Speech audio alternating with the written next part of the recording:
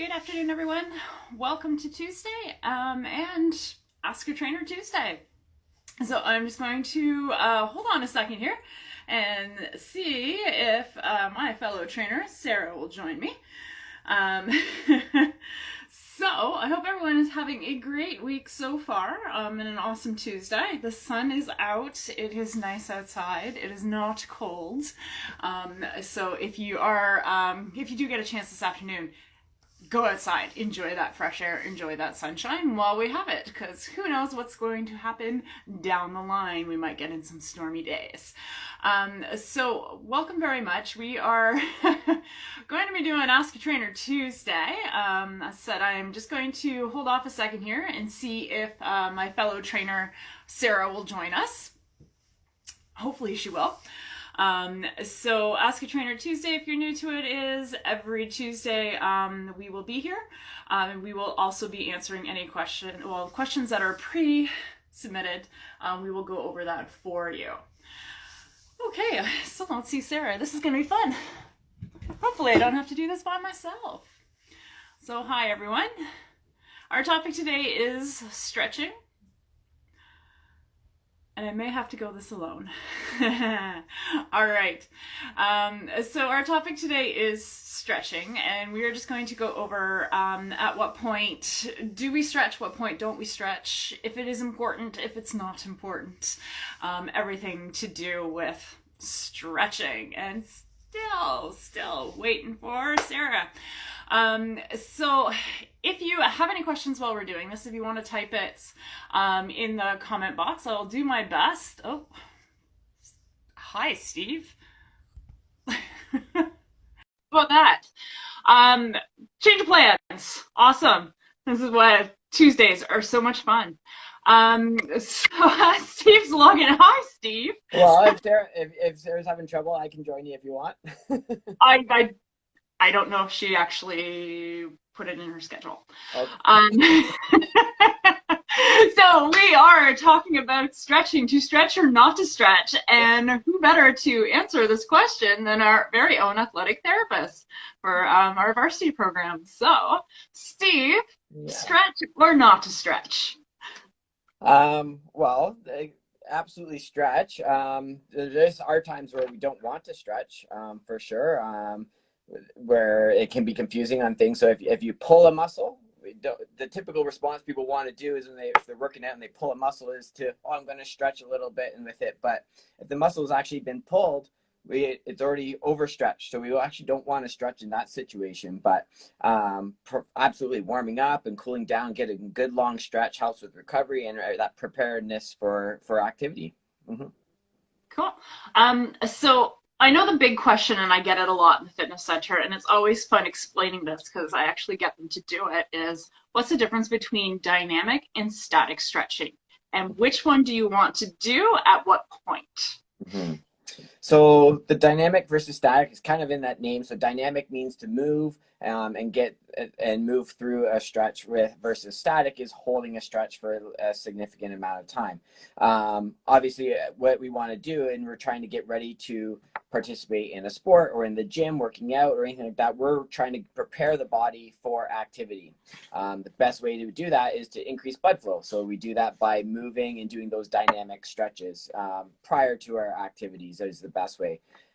As a cool down, we're trying to lengthen those muscles, work on the elongation of the tissue. And so that's where a static stretch will come into handy and get a good long stretch on the muscle to really get a good stretch and lengthen the muscle. So you typically would do a static stretch as your cool down, a dynamic warm up as your warm up, a dynamic stretch then.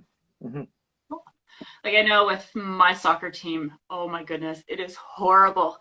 Like they arrive at the fields, like right as the whistle's going, we're supposed to be on the field. So, they rush to pull on all of their equipment because no one comes dressed. I'm like, come on. And they run onto the field. And I swear within the first 5 minutes, we've already got an injury because A, there's no warm up. B, I know they didn't stretch the night before after our game because everyone grabs their stuff and runs off to their car. Yeah. So it is very, very important. Whatever workout you're doing, whether it's even walking around the block, which is a great activity to do right now, you need to do a little bit of stretching. So a warm up and then some stretching at the end to, as you said, lengthen those muscles and get them to help recover as well. Mm-hmm. So you're not as stiff the next day.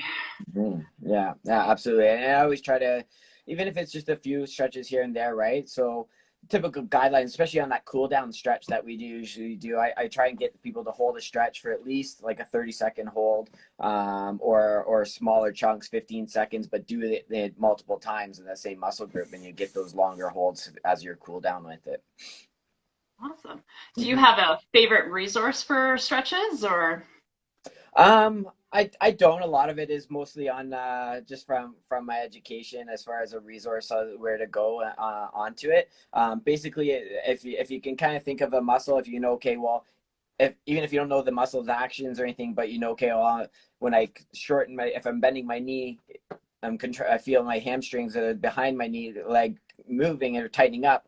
To stretch it, you got to do the opposite. So even if you don't know your anatomy background, you can kind of think of well, where is it that's hurting, and I got to go through that full stretch the opposite direction. So awesome. The other thing is, do you have sorry, resources? sometimes if I get really, really stuck, like I know all the basic ones because you've learned it since kindergarten, right? So gym class all the way through. I will Google some of the exercises. Not the best thing sometimes, but at least because I know the anatomy, I know where the muscles are, then I can go, hey, that definitely will, and I will give it a try as well. Mm-hmm. I was gonna say, working with kids, you see them when we're doing static stretching, they do weird things like the butterfly and they pulse up and down and up and down. You're like, stop doing that. So you want to hold it down, but I know that's just all that positive energy to get ready to go, to go pick up their ice cream after their soccer game. Yeah. What else about stretching?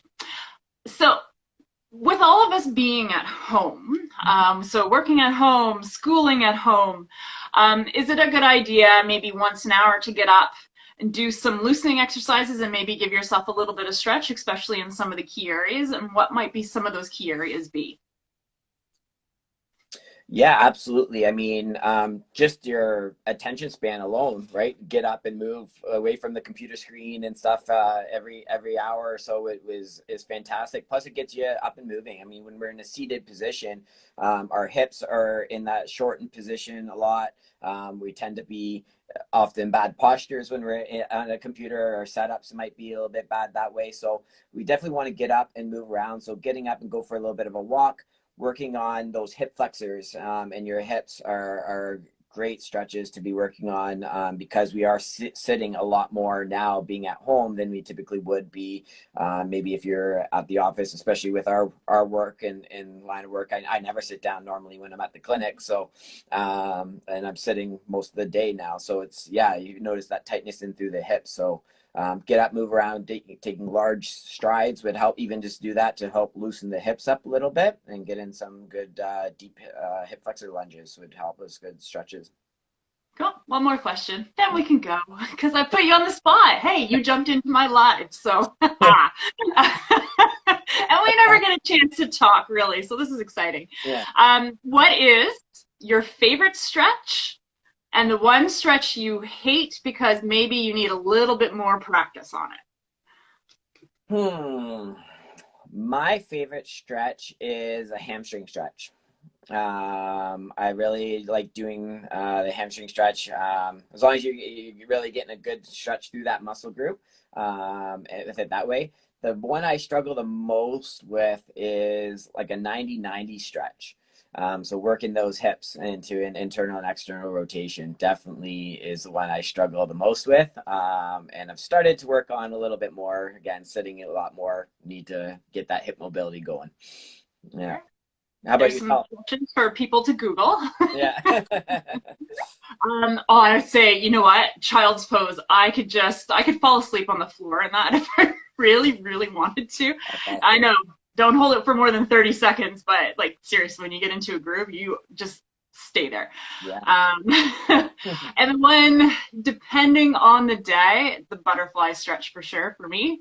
Mhm. Some days I got it, other days it's like there's no hope.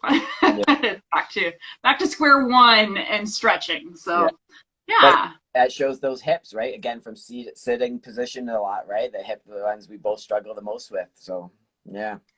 Yeah, oh, sports. Yeah. Oy. Thank you so much for tagging in there, Steve. I appreciate it. Not a problem. I'm glad. And I hope everyone. Sorry. I said I'm glad I could help. Oh, thank you so much. And everyone else, thank you so much for joining us. Have a wonderful day. Stay safe, stay healthy, stay active, and we will see you again later. Take care, everyone. Bye, everyone. Bye, Steve. Thanks Bye. again.